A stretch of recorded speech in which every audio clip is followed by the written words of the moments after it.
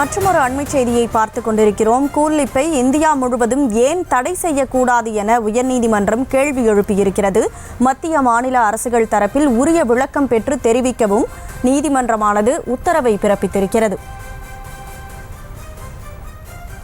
மத்திய மாநில அரசுகள் தரப்பில் உரிய விளக்கம் பெற்று கூலிப்பை நாடு முழுவதும் ஏன் தடை விதிக்கக்கூடாது என்று உயர்நீதிமன்றம் கேள்வி எழுப்பியதோடு மத்திய மாநில அரசுகள் தரப்பில் உரிய விளக்கம் பெற்று தெரிவிக்கவும் உத்தரவை பிறப்பித்திருக்கிறது. அந்த அண்மை செய்தியை பார்த்துக் கொண்டிருக்கிறோம்.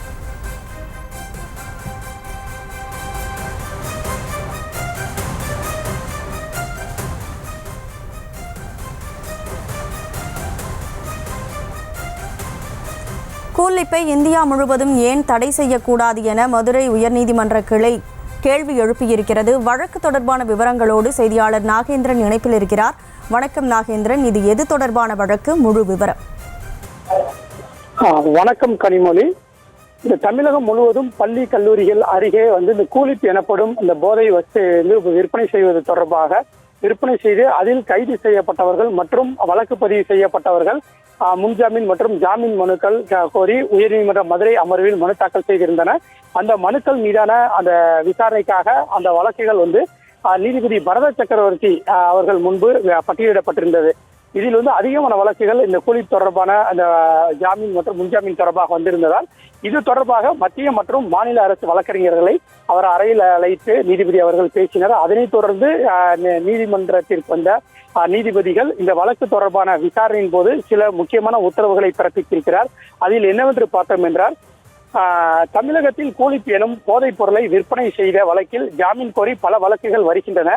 குறிப்பாக பள்ளி மாணவர்கள் இதற்கு அடிமையாகி இருப்பது தெரிய வருகிறது.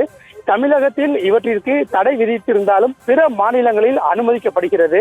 அத்தகைய பொருட்களை தயாரிக்கும் நிறுவனங்களிடமிருந்து ஜிஎஸ்டி வரி வசூலிக்கப்படுகிறது. தற்போது பள்ளி மாணவர்கள் சண்டையிட்டுக் கொள்வது போன்ற சம்பவங்கள் அதிகரிக்க போதைப் பொருள் பயன்பாடே காரணமாக பார்க்கப்படுகிறது. இதே போன்று இளம் தலைமுறை சிந்திக்கும் திறன் முற்றிலுமாக மறைந்து வருகிறது. குழந்தைகளை நாம் எவ்வாறு பாதுகாக்கப் போகிறோம்?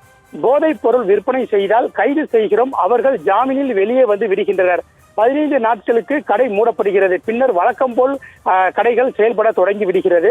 போதைப் பொருட்களை பயன்படுத்துவதால் பாதிக்கப்படும் மாணவர்களுக்கு கவுன்சிலிங் கொடுப்பது, மருத்துவ பரிசோதனைகளை செய்வது போன்ற எவ்வாறான நடவடிக்கைகளை எடுக்கலாம் என முடிவு செய்ய வேண்டும். மாணவர்களின் கல்வியும் பாதிக்கப்படக்கூடாது. தமிழகத்தில் உள்ள எல்லா பள்ளிகளிலும் கூலிப் எனும் போதைப் பொருட்களை பயன்படுத்துவோர் இருப்பதாக தெரிய வருகிறது. எனவே அதனை பாதுகாப்பற்ற உணவுப் பொருள் என அறிவித்து அதனை இந்தியா முழுவதும் ஏன் தடை செய்யக்கூடாது என கேள்வி எழுப்பிய நீதிபதி என்பது தொடர்பாக ஏன் இந்தியா முழுவதும் கூலிப்பை தடை செய்யக்கூடாது என மத்திய மாநில அரசுகள் தரப்பில் உரிய விளக்கம் பெற்று தெரிவிக்க உத்தரவிட்டு இந்த வழக்கு விசாரணையை செப்டம்பர் 20ஆம் தேதிக்கு ஒத்திவைத்து உத்தரவிட்டுள்ளார்.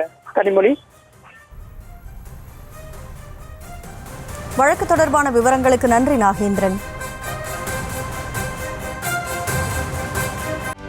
செய்திகளை உடனுக்குடனும் துல்லியமாகவும் தெரிந்து கொள்ள சப்ஸ்கிரைப் பண்ணுங்க.